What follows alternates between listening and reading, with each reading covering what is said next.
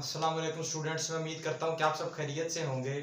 तो जो आज की हदीस मुबारक है, हज़रत अत्ता बिन यस्सार रज़ी अल्लाह तआला अन्हा से रिवायत है कि इन्होंने हज़रत ज़ैद रज़ी अल्लाह तआला अन्हा से पूछा कि क्या नमाज के इमाम के साथ क़िरात करना जायज़ है।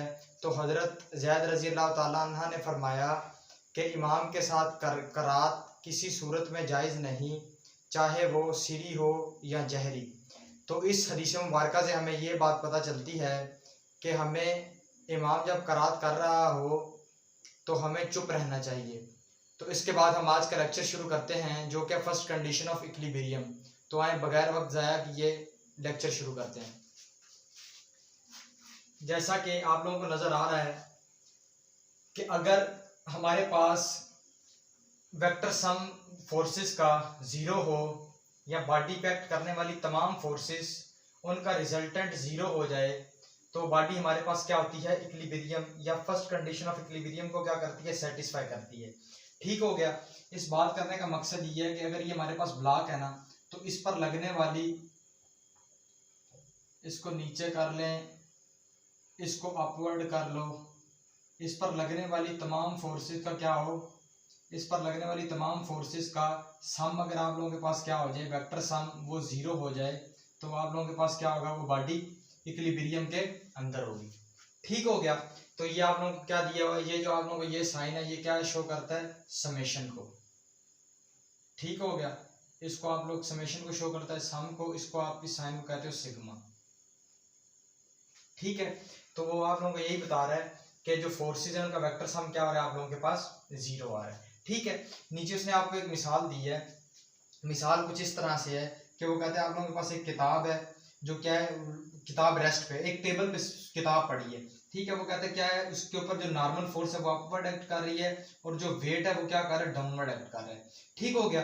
तो वो कहते हैं नॉर्मल फोर्स क्या होगी, जब वेट के बराबर होगी, n is equal to W होगी। जाहिर बात है दोनों फोर्सेस बैलेंस आउट होगी और ऑपोजिट डायरेक्शन के अंदर इन दोनों ने एक दूसरे को क्या कर दिया, कैंसिल कर दिया। तो इनका वेक्टर सम हमारे पास क्या आ गया, जीरो आ गया। तो वो किसको सेटिस्फाई कर दी, फर्स्ट कंडीशन ऑफ इक्विलिब्रियम को, यानी कि रिजल्टेंट ऑफ फोर्सेस, जो दो फोर्सेस का आप लोगों के पास रिजल्ट आया वो आप लोगों के पास जीरो वेक्टर आया। ठीक हो गया। ये एक आसान सी मिसाल दी।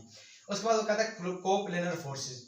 सबसे पहले आपको कोप्लेनर फोर्सेस का पता होना चाहिए। कोप्लेनर फोर्सेस ऐसी फोर्सेस होती हैं जो आप लोगों के पास एक प्लेन के अंदर हो। ठीक है। मिसाल के तौर पे आपके पास क्या है, आपके पास एक एक्स है और एक वाई।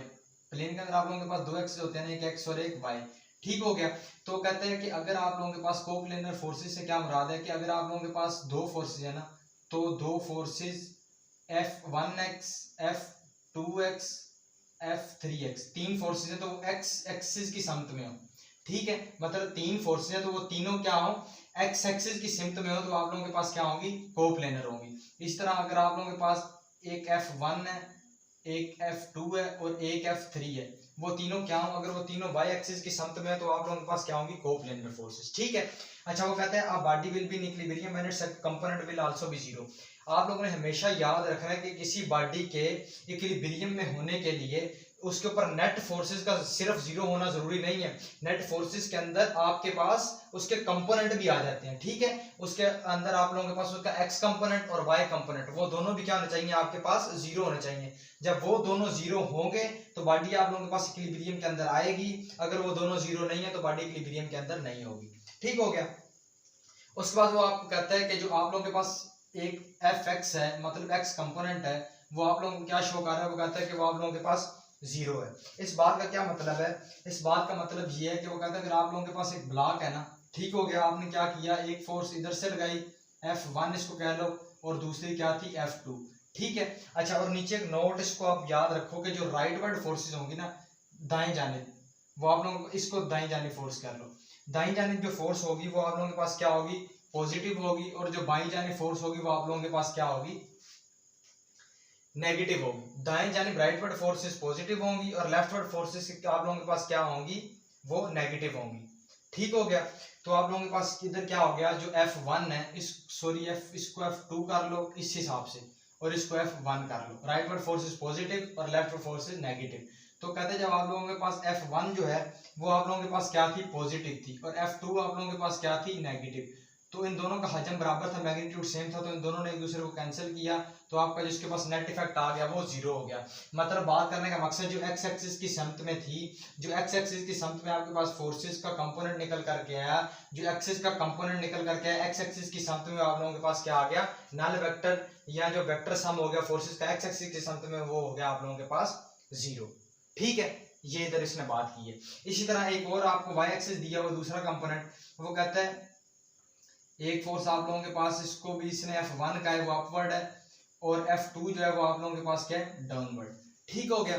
तो कहते हैं जो आप लोगों के पास F1 है, इधर आप लोगों ने ये चीज याद रखनी है, जो अपवर्ड फोर्स है वो पॉजिटिव होगी, जो डाउनवर्ड फोर्स है वो क्या होगी आप लोगों के पास नेगेटिव होगी। ठीक है, तो कहते हैं जो F1 है वो आप लोगों के पास पॉजिटिव और F2 आप लोगों के पास क्या होगी, नेगेटिव। तो ये पॉजिटिव नेगेटिव कैंसिल आउट होगी, तो ये आप लोगों के पास क्या आ गया, उसका वेक्टर सम क्या आ गया फोर्सेस का, वो आप लोगों के पास जीरो आ गया। ठीक हो गया।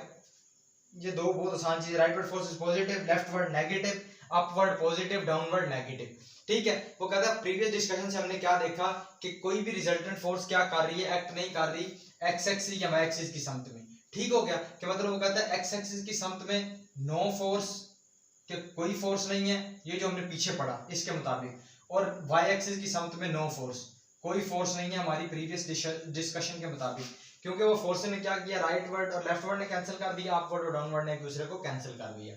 ठीक है, अच्छा इधर आप लोगों को एक कंबाइन मिसाल दी हुई है, तो इस मिसाल में वो क्या बता रहा है, वो कहते हैं आप लोग आप खड़े हुए हो और आपको क्या करते हैं, चार आदमी क्या करते हैं, खींचते हैं, और चारों आदमियों के पास बराबर ताकत है। बराबर ताकत क्या, आपने चार आदमी लिए, एक आपको ऊपर F1 फोर्स से खींचता है, F2 से नीचे की जानिब खींचता है, F3 से राइटवर्ड खींचता है, और F4 से लेफ्टवर्ड खींचता है। तो क्या हो गया, जब अपवर्ड खींच रहे हैं ये आप लोगों के पास होगी पॉजिटिव, ये डाउनवर्ड खींच रहे हैं ये आप लोगों के पास होगी नेगेटिव, ये आपको राइटवर्ड खींच रहे हैं ये होगी पॉजिटिव, ये लेफ्टवर्ड खींच रहा है तो ये आप लोगों के पास होगी नेगेटिव। तो इन सारी फोर्सेस ने एक दूसरे को कैंसिल किया, आपके पास वेक्टर सम क्या आ गया, जीरो आ गया। जब आपके पास वेक्टर सम जीरो है, first condition of equilibrium satisfy कर गई, कि मतलब वेक्टर सम या जो रिजल्टेंट है वो क्या हो गया आप लोगों के पास जीरो हो गया, तो बॉडी क्या गई, रेस्ट में रही। ठीक है, बॉडी ने कोई मूवमेंट वगैरह नहीं की, बॉडी तमाम फोर्सेस ने एक दूसरे को आपस में कैंसिल आउट कर दिया और बॉडी उधर की उधर ही मौजूद रही। मतलब ये बंदा अपनी जगह से खिसका ही नहीं, ये चारों क्या करते रहे, अपनी तरह से फोर्स लगाते रहे, लेकिन उन फोर्सेस का हमको कोई ज्यादा या कुछ भी फायदा ना हुआ। ठीक हो गया। मतलब यार इसकी मिसाल ऐसे है कि आप लोग क्या करो, बारिश के अंदर क्या करो, बाहर मिट्टी का घर बनाना शुरू कर दो। जो बच्चे जिस घर से खेलते हैं, तेज बारिश हो रही है, आप लोग क्या करो, मिट्टी का घर उस बारिश के अंदर बनाना शुरू करो। क्या होगा, इतनी तेज बारिश हो रही है, आप जैसे कुछ मिट्टी इकट्ठी करोगे, वो बारिश बरसने की वजह से मिट्टी क्या हो जाएगी, उस मिट्टी के घर को क्या करेगी, पिघला देगी या उसको अपने साथ बहा के ले जाएगी। तो उसका आप लोगों को जितनी मिट्टी जोड़ते रहोगे कोई फायदा नहीं होगा। इसी तरह ये जितनी फोर्स लगाते रहेंगे इनको कोई फायदा नहीं होगा, बल्कि उल्टा क्या होगा, ये अपनी एनर्जी वेस्ट कर रहे हैं, वो बंदा अपनी जगह से हिलेगा भी नहीं। ठीक हो गया, मुझे उम्मीद है इस मिसाल से आपको समझ आ गई होगी। अच्छा, वो कहते हैं जब आप लोगों के पास ये एक नोट है, इसको याद रखना है कि जब आप लोगों के पास first condition of equilibrium satisfy होगी तो लीनियर एक्सेलरेशन आप लोगों के पास जीरो होगा। ठीक है, एंगुलर एक्सेलरेशन आपके पास जीरो नहीं होगा। लीनियर एक्सेलरेशन आपके पास जीरो होने का मतलब ये है कि जो बॉडी ट्रांसलेशनल मूव कर रही थी या जो उसका लीनियर या ट्रांसलेशनल मोशन है वो आप लोगों के पास जीरो होगा। लीनियर आप लोगों के पास क्या है कि लीनियर जब बॉडी एक स्ट्रेट लाइन मूव कर रही है, कोई मूवमेंट वगैरह नहीं होगी, बल्कि बॉडी आप लोगों के पास क्या होगी, रेस्ट में रहेगी। ठीक है, तो ये थी हमारी फर्स्ट कंडीशन ऑफ इक्विलिब्रियम। यहाँ पे हमारा लेक्चर खत्म होता है। इंशाल्लाह नेक्स्ट लेक्चर में मुलाकात होगी, तब तक के लिए इजाजत दीजिए। अल्लाह हाफिज।